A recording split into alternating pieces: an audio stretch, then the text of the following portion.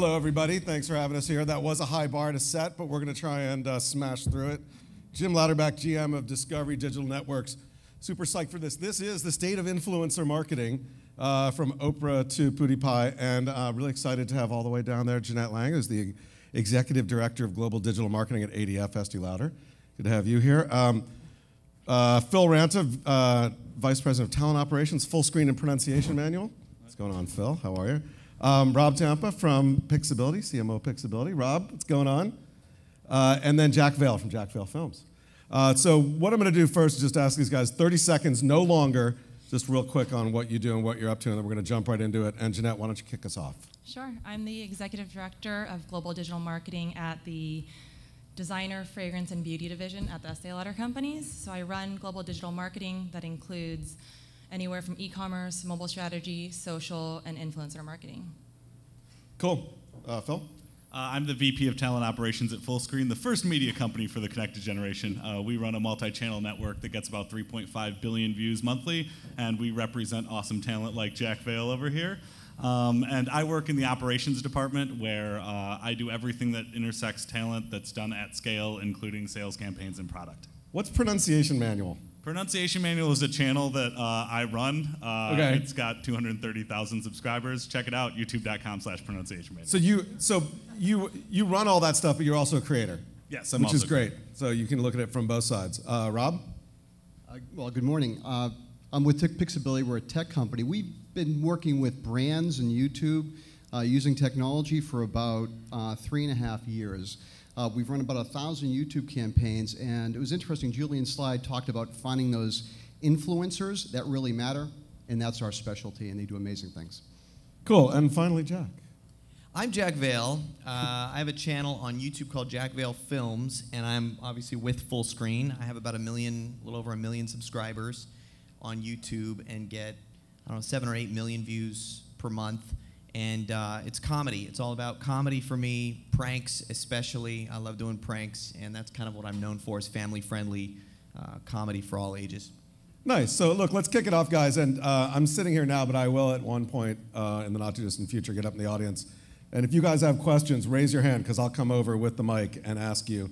But let's start off, and we're really talking at the beginning about PewDiePie, and I just pulled some stats from June. Audience, 75% male. 75% of them below the age of 24, 350 million million views in June. That's a lot of views.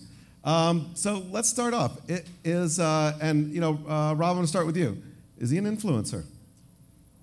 It depends on how you're looking at it. From a brand perspective, no. Why not? I think he's not necessarily tied to specific brands, although he's a target for a lot of brand advertising. What we're looking at with the influencers, the folks that actually have an impact on the brand. He's huge. He's a great advertising target, but absolutely, from an influencing perspective, not for a brand. Jeanette, it's more of the boy side than the girl side, but what do you think? Is this an influencer? 350 million views a month? I think he has the audience to be an influencer, and it's the brand's job to work with him to create the right content to influence the audience that they want to reach. If you want to reach that millennial male, work with him to create content that's authentic to what he creates, work with him, tell him about your brand, make sure that he has the right messaging, but tells it in his voice, and I think you can definitely make him an influencer. Mm-hmm. Jack, what about you? I think a lot of brands are afraid, actually, to work with specific, certain YouTubers that have that type of content. If you haven't seen his, content, How many people have actually looked at PewDiePie's channel? I assume most of you guys have, right? How many of you are gamers? Yeah, right, good, cool. So, but I'm sorry, go on. No, it's, I think it's just hard. I think brands sometimes can be kind of reluctant to work with creators like that, but I think he definitely could be an influencer. I mean, that's a lot of views. Phil, that's a lot of views, and you work with the guys with a lot of views. What do you think about him as an influencer? I think he is. I just think that he doesn't necessarily know it and know what he's influencing all the time. For example, the Flappy Bird example, right? He makes a video that says how terrible Flappy Bird is and makes fun of it the entire time. Next day, it's #1 on the iTunes charts. He's clearly influencing people to take an action. It's just that the action is not necessarily an intended consequence of him pushing it. Right? All right, so as we go through this conversation, don't wait for me to call on you. Please jump into this. But I am going to start again with Jeanette on this, because I think it's an interesting topic of, PewDiePie influencer or not. what makes a good influencer? What's the makeup of a true influencer? And we'll think about it in the YouTube space, but go beyond that if you want. Sure. Well, I think one, it's audience. You have the right people that the brand wants to target. And I think we said earlier, it's not necessarily how big, but how right, how direct, what is the makeup of your audience, and does that speak to who you want to speak to? Because you got to be speaking to somebody through this, or you could just speak to people on your brand channels with the audience that you've built. Yeah. So I think it's finding the right audience, finding the person with the right audience. And for someone who's worked with a lot of influencers, I think really it comes down to how receptive are they and how smart are they? Because you have someone with a huge audience, but you have 7 status meetings with them, and they can't get it through what you want them to do, or they don't have that know-how how to take what they do on their own and how to partner with the brand. I think those are 2 major things that can make somebody who could have been great hurt the program. Yeah, it's a good thing, Rob. I'm really looking forward to the influencer IQ test on Pixability coming up in the next version, so you can tell us how smart these guys are. Yes. Jack, you're nodding your head over there. What do you think makes a good influencer? Obviously, you are one, but what do you think makes a good influencer? I really like what she said. I think you have to know your audience, and everybody has a different audience. I've worked with a bunch of companies, Microsoft and KFC, and it's all about finding something that you think your audience is going to be receptive to, and yeah, I think that's the most important thing, is knowing who your audience is, because if you do something off-brand, they're going to know it right away, and it's not going to be a success. Phil, what do you think about audience size? And you've got everybody from probably a couple thousand views a month to millions upon millions upon millions. What do you think is the right size, or is there a right size for a quote-unquote influencer? I don't think there is a right size. There's just the right brands for certain sizes. So we have people who, say, example, brands will come to us and say they just want to do a product seeding campaign. We want to get my product in the hands of 300 people. We'll send them a hashtag. As long as it's a relevant channel, we don't really care whether or not they use the channel, because our product is reasonably cheap. So in that case, we'll oftentimes go out to the channels that don't ask for money, and those might be the people who are getting 5,000 views a month, but it's a really relevant 5,000 views a month to that brand. Yeah, I love the Land Rover example, where they weren't as concerned about views as about engagement, as hitting the right people. Rob, you look at this stuff from a software perspective, from an analytical perspective. Are there any trends that you see on audience size or on specificity you think brands are looking for? You think that drives true influenceability or influencing? It's actually a great question, and I want to attack something right away. So we tend to have a view obsession. So our currency within YouTube is, unfortunately, it's views. Okay, views can be bought, and you can play all sorts of games. When we talk about audience, yeah, we talk about the audience size, but what we found, and we've looked at over 1 million influencers, just a ton of data. We also find they're incredibly good, as you know, at engagement. They're having the dialogue that many brands can't have because they've got some intern handling social media. So they're having that realistic, down-to-earth dialogue with audience, and that's what the digital audience expects. Yeah. So, it's interesting, Rob. We were at this conversation last week where it might not be the top 50 from a view perspective, to your point, on YouTube that are the right sort of influencers to be targeting. Maybe that's why PewDiePie really isn't as much of an influencer. But maybe it's the next 500 or the next 1,000. Does that make sense to any of you guys, or does it not matter and size doesn't matter at all? You're nodding your head, Rob. Jump in. Yeah, I just think there's a propensity to say, hey, let me go after Michelle Phan because she's got a gazillion followers and she's famous. Is that who you want? I mean, she's going to be expensive and she's dynamite, but what about the up-and-comers? What about the people that are actually, getting the new dialogue? And this is where the audience is very, very smart. The audience is recognizing the up-and-comers before the brands, and a lot of us actually see it. Jeanette, how do you recognize those up-and-comers, and what do you do to identify them and work with them, if you do? Yeah, I mean, to be honest, I work in a portfolio business, so I have 10 brands, and I usually can't afford the big people. Yeah. So we really do look at the people who are up and coming. There's a lot of companies that are sprouting up. You're looking at the 4 cards who are looking more at bloggers, and this is sorry for my industry, but also I think across all industries there's something new, and there's a lot of these companies that are sprouting called stuff like niche, where they're looking at content creators on social platforms, and they're now becoming their quote-unquote agents. So we're looking at a bunch of different services. We also have a team across digital, social, and PR of 10 people that all touch influencer marketing. So we have people all the time looking for these new people, looking on social and just a consumer standpoint, who are they interested in, who's creating good content, who's creating good engagement and good conversation, but also looking at these agency partners. So I know there's also a lot of these agents for these bloggers that we'll go to DBA, we'll say who's new in your portfolio, if it's US based or international, we're looking at their portfolio. Not necessarily looking at numbers, but really taking that as a list to then going and having everyone on the team scour and look at their platforms and see if they fit for us. You guys are also great with technology too, we've noticed, because we obviously working with you folks. There's a big technology pull to find out who they are.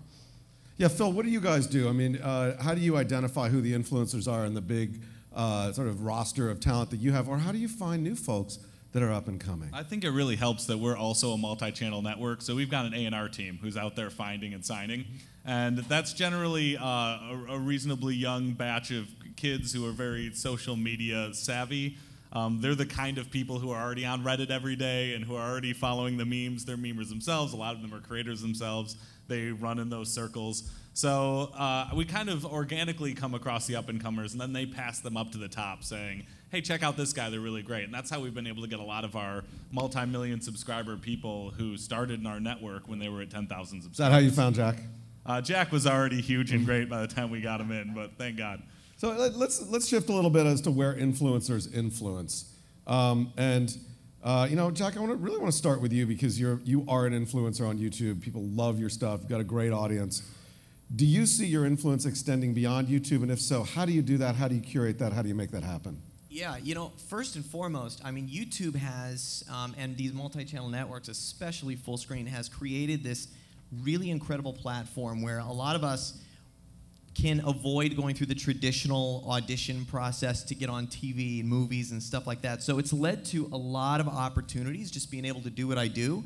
Yeah, it's led to a lot of stuff. So it's interesting for me because the whole prank world kind of came a little bit later, I feel like, and brands were a little reluctant to work with pranksters because they're out wreaking havoc on the general public.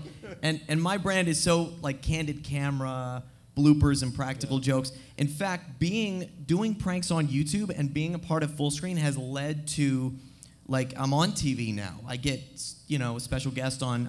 Came back from The View, and I was on a TV show for a season of the TV's Bloopers with Dick Clark Productions. It's an incredible platform to be able to do what I love to do. So what about Vine? Any of you guys working with Vine and looking at Vine? Yeah, we've just started partnering Vine channels, and for the most part, Vine talent has this weird gap because it grew very quickly. They got a lot of followers right away, but they're not making any money, right? So all these people were wildly famous and they didn't know how to monetize on top of it. So now we're starting to combine the YouTube worlds and the Vine worlds so that we can use Vine to get people popular and then YouTube to get people paid. Jeanette, are Viners influencers? Absolutely. They're creating good content that people are talking about and sharing. Are you working with them? In my space right now, we definitely keep our eye on it, but we're more looking at Instagram influencers than Vine influencers. Okay. So why Instagram? What about Instagram makes it so special? The audience, the content, the people that are on it. It's so visual, and I think it takes, you know, we call it in our team the darling of the past couple of years. I mean, it's just catapulted and it's still growing, and it takes the best of what I think is on Facebook, which is visual content. People want it to be visual and they want it to be easy. And Instagram takes that, makes it fully visual. There's still and video content, and it's so easy. And you see the engagement continue to rise, and the new UMVs just catapulting. Rob, what are you tracking besides YouTube, or is it just YouTube primarily for you guys? So YouTube is one facet, but we're looking at the socialization of YouTube videos on Facebook. We're looking at how they're shared on Twitter. So it's really, we look at how YouTube is actually used outside of YouTube, which really provides a lot more insights than YouTube can actually provide. We get a lot of inquiries on Facebook. Should we be doing Facebook video? At this stage, you really can't search for Facebook video. So it tends to be predominantly YouTube. Yeah, look, Phil, as you work with your influencers and your creators to help them be even more successful, do you work with them to develop out some of their footprints in other social networks, and how does that pay off for brands? Yeah, absolutely. I mean, a lot of what we do when we start working with a partner is reassess strategy. So a lot of online influencers have the problem of they know they love to make videos, they started posting videos, they started getting popular, They didn't really know what this whole ecosystem, they've never been to a conference like this, right? A lot of them are just, they create and they're awesome or hilarious or cool. So they don't really know about how to push people around to other platforms. So we sit down, we do a pen and paper strategy. A lot of it is like, how do you get them big on Instagram if they're a beauty vlogger? Or how do you get them to, like, whether or not they should be spending time on their 1995 blog when they're making all their money from this, from YouTube channel, So it's really about assessing what platforms are most relevant to their genre and then figuring out how to move traffic between Yeah, those. like Jack, are you working on the 12-second prank? I try to. I mean, I've tried the whole Vine thing and Instagram, 15 seconds, and all of that kind of stuff. And, I found that it's actually more successful for me to take short clips out of my existing YouTube videos and cut them down to Vines and Instagram videos. Right. And Facebook, by the way, works kind of phenomenally well. Facebook loves video. They hate the links that take you to other things. So now I've learned to kind of, like in the past couple of weeks, I'll take short little 15 to 30-second videos and post them on Facebook, and they love it. They circulate it out, and it's pretty incredible. And then in the description or the message, I'll put what the video is called, search it on YouTube. So there's no links actually taking people somewhere else. Right. What other social networks, up and coming or existing, do you find to be a great place for influencers, for finding influencers, and for working through them with brands? And anybody can jump in. Anybody? Yeah, we launched an entertainment artist a couple years ago that was surprisingly launching a channel on cable, but they were doing it via YouTube. And we found the most effective way was to engage people on Twitter. So Twitter tended to go, and although it's not a new one, it seems to be the most effective for driving a lot of YouTube traffic. Sounds like your Facebook experience driving to YouTube. Yeah, I like that Facebook idea. That's good. Yeah. We jump into pretty much every platform that launches. We've been bitten by it so many times it becomes difficult because oftentimes you go, this is the platform of the future, this is going to take over. A year later they lose their funding and they're gone, right? So we do have to kind of wait for it to emerge, and we generally assume that something's emerged once they've defined their own stars that become relevant for that platform. As soon as that happens, we start taking them. Yeah, it's like not every platform's going to work. It's hard to be influential on secret, right? Right, exactly. Yeah. So let's move on to how influencers work with brands and how they do that successfully. And Jack, I'm going to start with you. You've worked with a bunch of brands and integrated them into what you do. How do you balance that relationship between what you want to do and what the brand wants you to do? Exactly how I balance my marriage.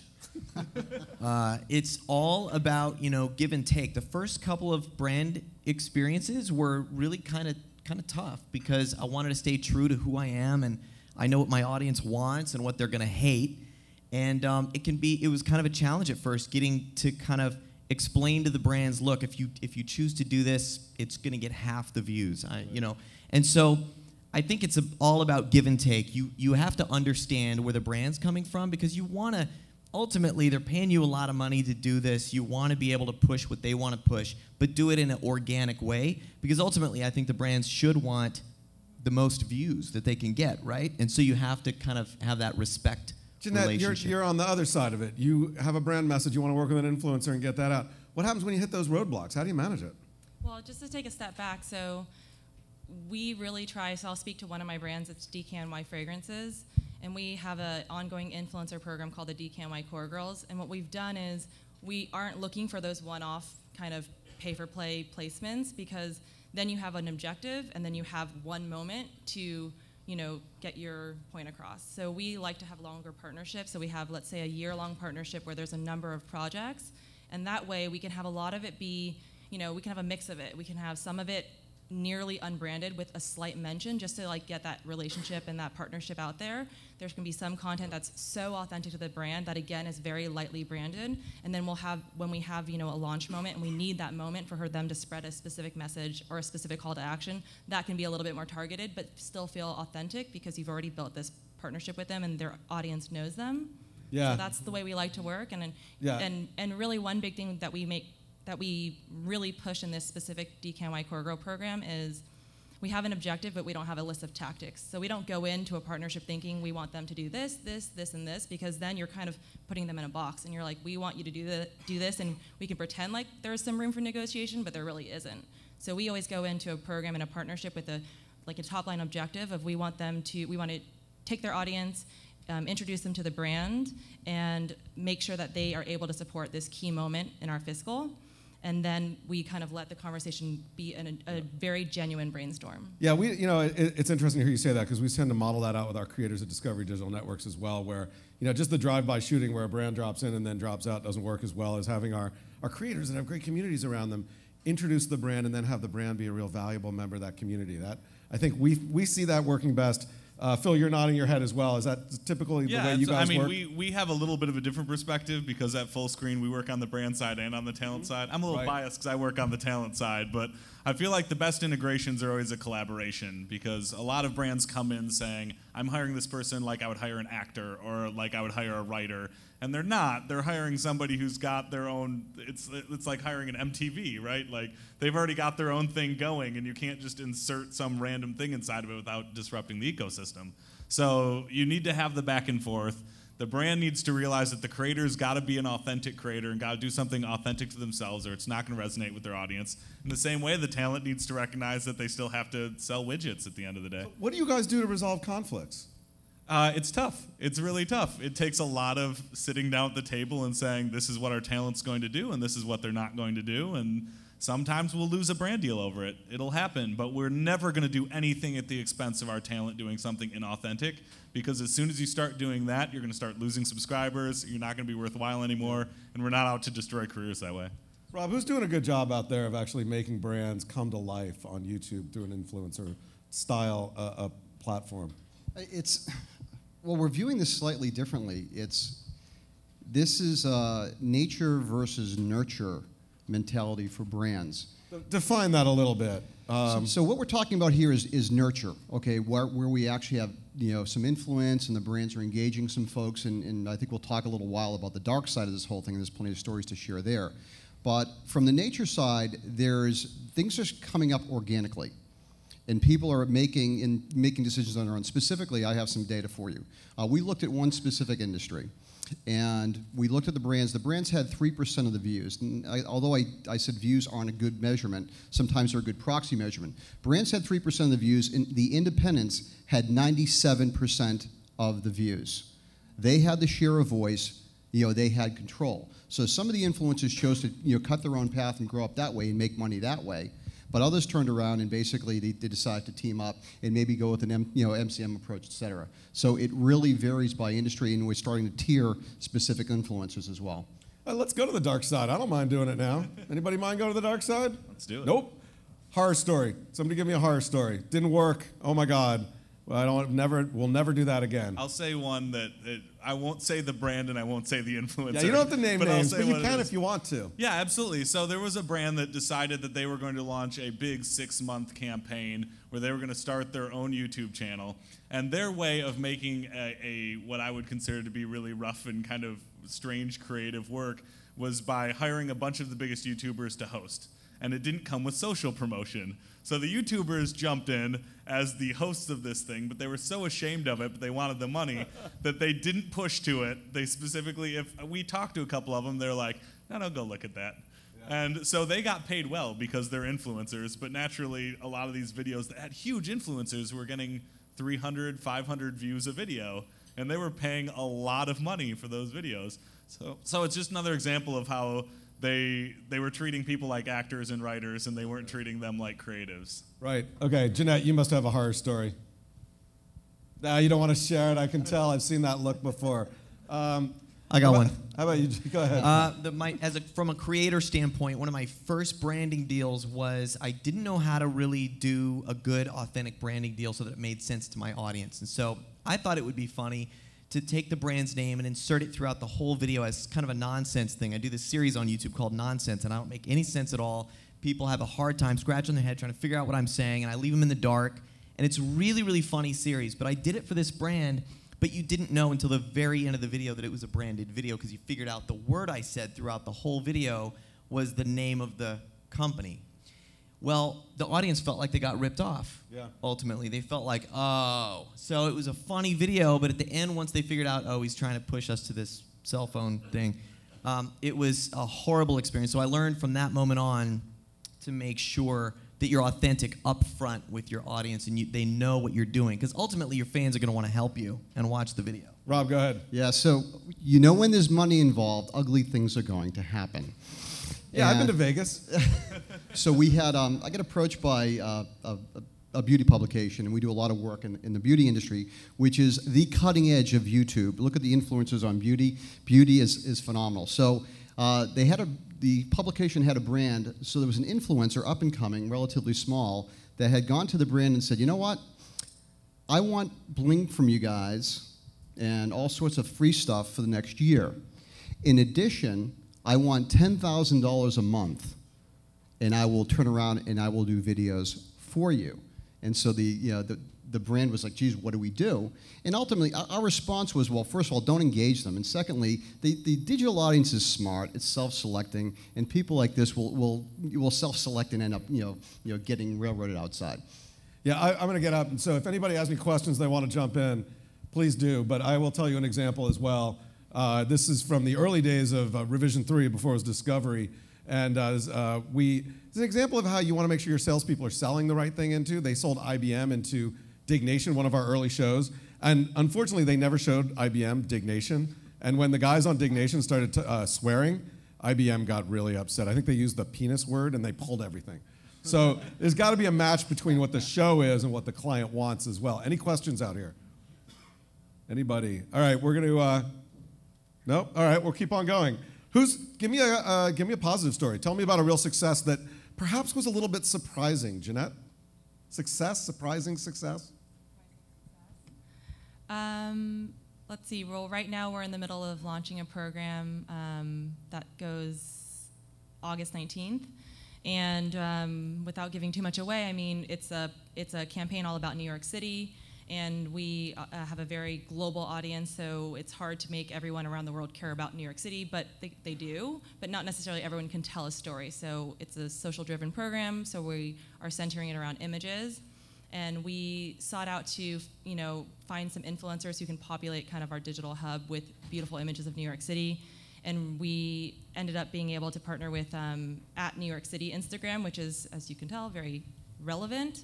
And we're in the middle of kind of, finalizing the stages to launch, but it's been so far an amazing partnership. She actually just started a new agency, so has a little bit of her own agent now, but she is like the Instagram head of that agency.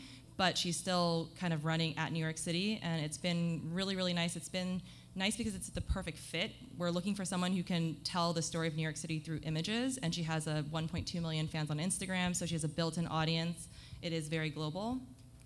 So I would say I'm hoping that's a huge success, but so far it's lining up to be perfect, and it really is about the audience connection. Cool. August 18th. We'll be looking for that. Very August cool. 19th, myny.dcanny.com. Okay. Jack, how about an example for you that was like, wow, that was really successful. I nailed that one.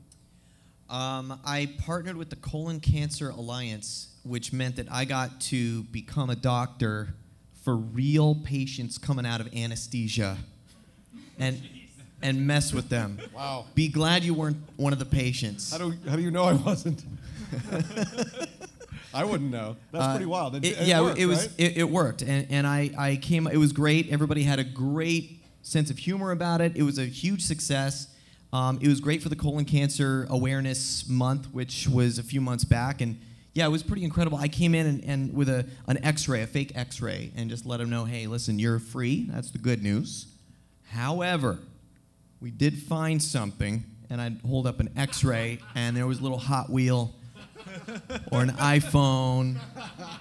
There was even a VHS cassette. Oh, that's great.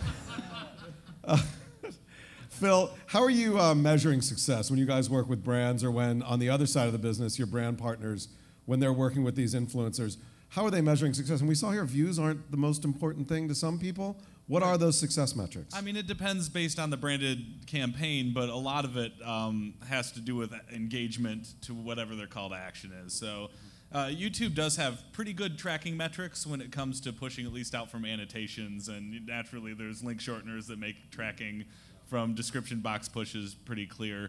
But yeah, a lot of it is about engagement and then making sure that engagement is primarily positive, right? If you're fooling people into clicking on something and then they get on the website and they're like, oh, this piece of crap, and then they go away, that doesn't do the brand any good.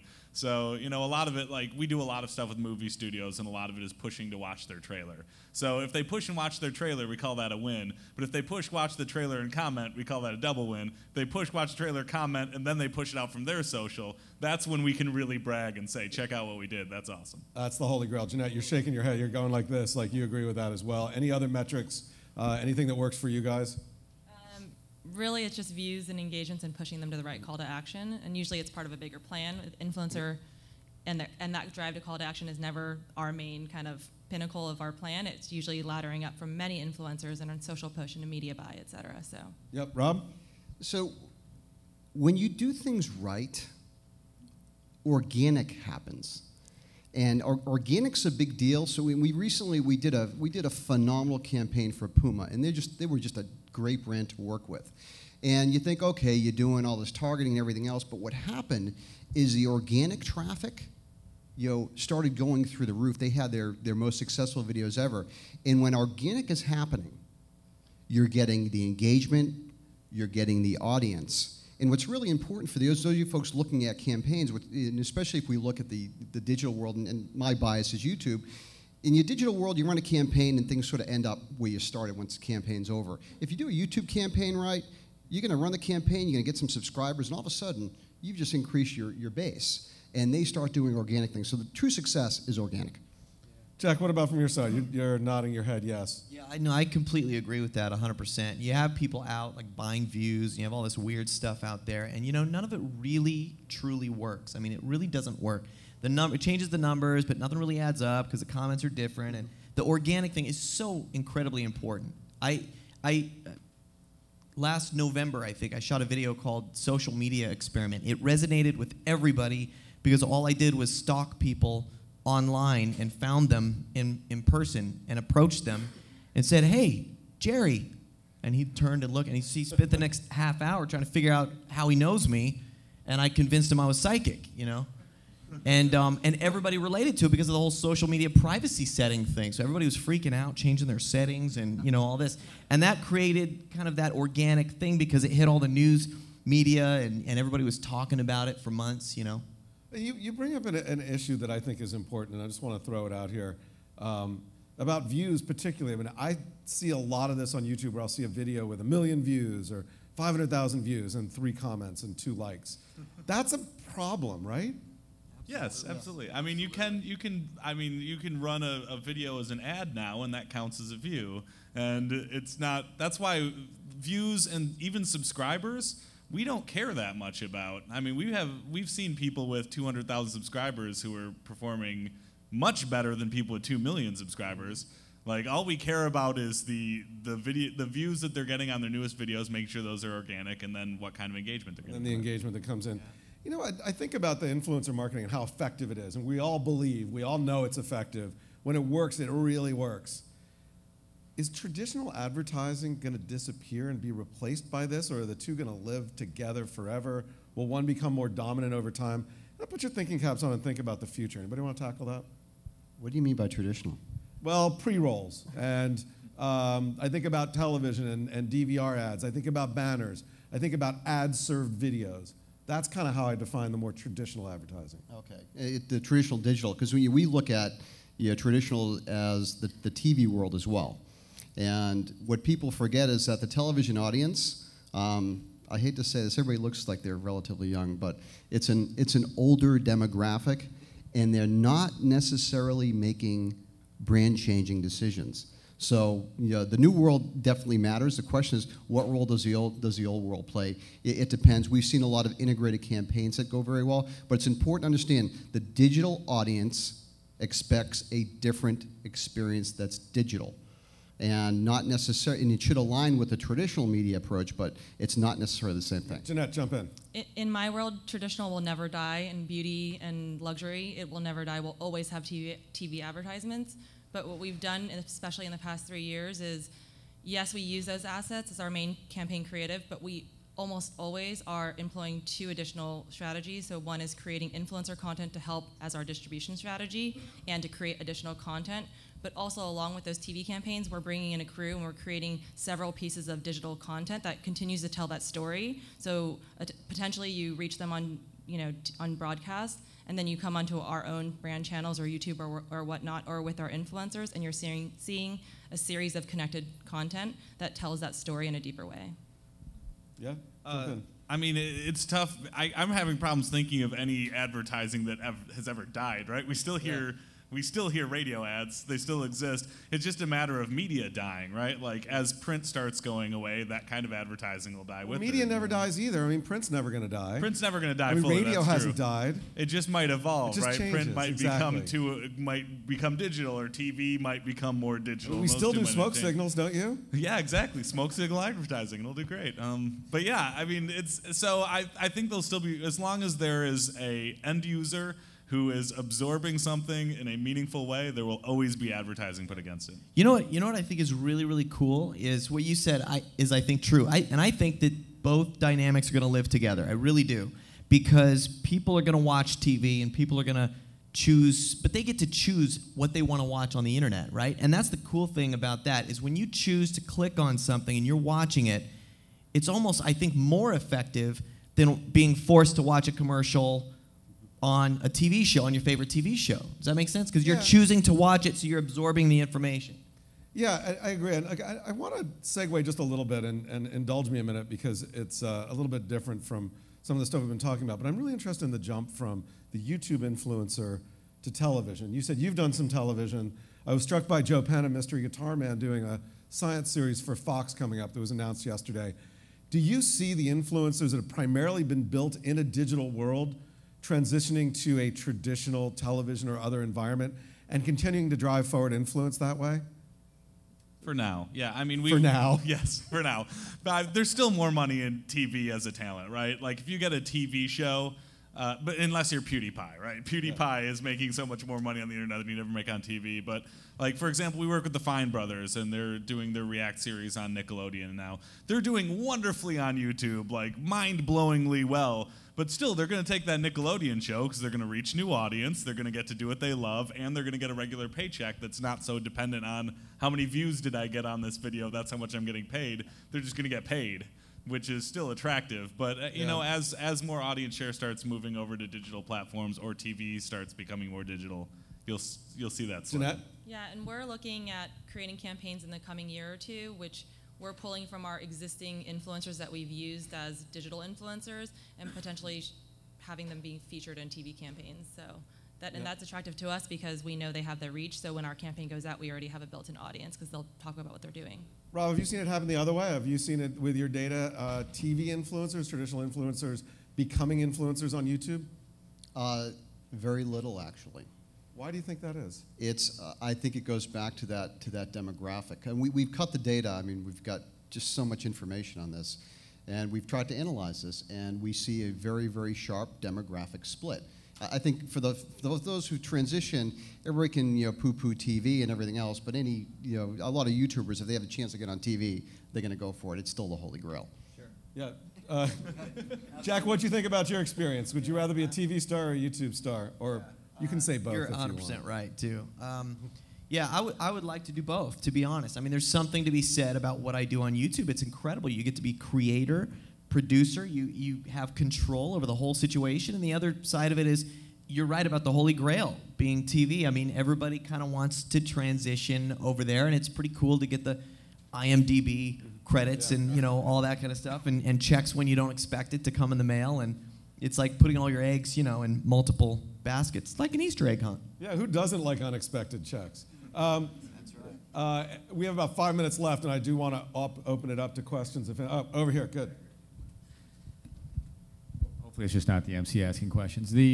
So you guys are having an interesting discussion. It's almost kind of a chicken and the egg of the role influencers play in campaigns. So Jeanette, you're talking about they're integrated, but yet Phil, there's kind of, and Rob, you guys are talking about starting campaigns with influencers, leading to the brand. Eric even talked about that coming from YouTube and his Google stories with Nike. What is it? Is it influencers starting, then rolling into the brand campaign, or letting the brand campaign go and then, all right, let's verify the right influencers that are right for the brand and the audience? How do you go about it? What's first or second, or both at the same time? Yeah, I'll jump in. For us, we look at the entire YouTube ecosystem, and we see who's up and coming. So we look at it strictly as organic. I think, probably your experience as well is if you can start off organically, within there, that's the start, as opposed to you thinking about, do I actually develop them instead? Or yeah, well, do you think should influencers, a couple questions just to riff on that I think that are interesting is, should brands actually buy influencers or build their own influencers? When brands work with influencers, should they be on the brand's channel or on the influencer's channel? How do you handle that balance? Jeanette? I mean, absolutely both. Part of the beauty of working with an influencer is you get their audience, which you don't already have, so that's a brand new piece of it. But also, having a brand-owned channel is about having the right content for your existing fan base. So we utilize influencer content for our fans and also to grab attention of the influencer's audience. I mean, this goes back to whether or not a brand wants to double down on social. All of them should, right? But if you're going to do cross-traffic onto your own owned and operated YouTube channel, and then you want to do a 6-video sprint, and then you don't have an idea after that, maybe you might as well just pay to have it on their channel so that you can get your brand message out there to a wider audience. So, Jack, if Cheetos came to you and said, Jack, $10 million, you're now working for me, and everything you do is going to have a Cheetos element to it. It's not like you're going to be coated in orange, but would you do it? Yeah, there's not much I wouldn't do for $10 million, first of all.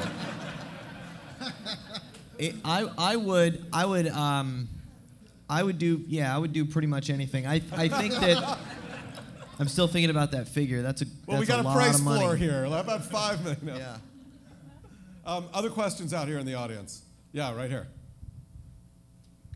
Hey there, any brand influencer partnerships that you guys have seen out there where you think, wow, I wish we had thought of that. That was just exceptional outside of your own spheres? Yeah, success story, something someone else has done. You're like, wow. Can I be honest with you for a minute? A lot of brands scour the internet for ideas. So we see a lot of times, a lot of the creators, as creators, me and my friends who get millions of views every day on YouTube, notice stuff that people take from us and use it on their platform, right? For a TV commercial or whatever. And it drives us nuts because if they would have just come to us and said, hey, what you did was phenomenal, I would love to have you come and hire you to do this, then we would have had our audience, we would have had this existing audience that we were talking about earlier to be able to go over and watch this. So it would have been an incredible experience. So that's kind of the flip side, I guess, of what you're actually asking. But that's the first thing that came to mind is I can't really think of anything specific that I personally have seen that I went, wow, that's great. But Jeanette, how about you? Anything you've seen that you're like, wow, those guys crushed it? Well, you said outside of my industry. I can't think of something outside of the industry, and it is the same company, and I'm not saying this just because, but what Estee Lauder, it's my parent company, not my brand, so what Estee Lauder did with Cupcakes and Cashmere, the blogger, where they not only used her as a influencer, but they built in her content into their e-commerce, which is really smart, driving that younger demographic to be interested in their content, their products, their campaigns, I thought was really brilliant. Cool, we have a question back here. Go ahead. Hi, this is for Jeanette. Jeanette, you mentioned you're working with Liz, New York City. How do you actually know that her audience is reaching your target demographic? And my second question is, how do you actually know how many active followers she has when she makes a post? Engagement. I mean, her engagement is really high, and I think it's above, we did some calculations in the beginning, but for Instagram, we don't actually know as much analytics as, let's say, Facebook. But in just speaking with her and doing some calculations on her engagement per post against her demographic, we know there's a really strong interest there. Yeah. And then she's done, she's done other campaigns with other brands, and she's been able to share some of those case studies with us to see kind of the target and the call to actions and the results from those campaigns. All right, one more question over here, and then we're going to call it a day. That's all right. I need the exercise. I was curious at what point, obviously you're using influencers to get to a new audience and to expand your brand. At what point do you make a decision that you want that audience to be your audience, and that is the key goal, that you want to attract those to your channel? Is that something that goes through your head? Is there a point that you're saying that's what I'm trying to do, or is that always in the background? I'm a firm believer that all brands that want to play in this space have to accept that they are now entertainment brands. That once you're going out publicly, you need to accept that you have to be an entertainer too. And once you're ready to make that leap and you decide that you want to be on a platform, that's when you want to start driving traffic to your O&O. This goes back to the social media experiment. You could argue, have a lot of the great brands done phenomenally well on social media? And the answer is no, because they haven't, and there were exceptions as well, is they haven't invested in it. As long as the influencers choose to engage and do things, they will have control, and I don't see this changing for the next couple of years. All right, we're going to end this one last question for each of the panelists. Give me an up-and-coming influencer that people might not have heard about that you think is really cool, that has the potential maybe to be in the top 50 or the top 100 in the next year or two. And Rob, I'm going to start with you because I know you're always looking at the data out there. Have any of you folks seen the video on the new iPhone 6 glass? Wow, not many. Only a couple of geeks here. Marcus Brownlee. Marcus Brownlee. Marcus Brownlee is working in the consumer electronics space. He's entertaining, and even if you're not a geek, you just love the guy. Cool. Phil? God, this is really difficult. Whenever I'm looking at what the future is, I feel like utility programming is going to be really popular in the future. So I look at like a lot of the young unboxing channels, the tech review channels, the ASAP Science, the fact that they blew up, in Minute Physics. There's a lot of people who are playing in the education space right now. No one in particular, though. Come on, one guy or girl. I feel like that would be teen. a PR nightmare because then everyone's going to say, why did you say you my love all channel? your children the same. Exactly. Jeanette? I don't know about one particular person, but I think it's content creators on social channels. So there's these companies like Niche that are pulling those out and kind of pitching them to brands. And I think they're the everyday people for a cheaper price that can create really amazing content on the right channels with the right audience. Go on, Jack. How about you? I'm going to give you a name. Thank you. You're welcome. Mike Capes is a guy, I don't know if anybody knows who he is, but Mike Capes is this guy with a YouTube channel called Hacks of Life. And you know about this guy? He's fantastic. I met him several years ago, and then I met him again recently at VidCon. And he teaches guys, men, how to go out, and he teaches you these hacks of life, how to get into a football game for free, I've seen and that, then get a yes. hot dog for free, and then have the whole experience for free. I'm going to collab with him soon about how to get into a movie theater and free popcorn and all this kind of stuff. And he goes, but what's great about this is he goes out and he does it as a prank, but then he narrates the whole thing. So he's sitting on the couch or in his garage or something telling you how to do it, and then he cuts to the clips of when he's actually going out and doing it. It's hilarious. That's awesome. Look, I want to thank all of you guys for being part of this. Thanks for having me here. Thanks to Jeanette, Phil, Rob, and Jack, and enjoy the rest of the day. And we're done.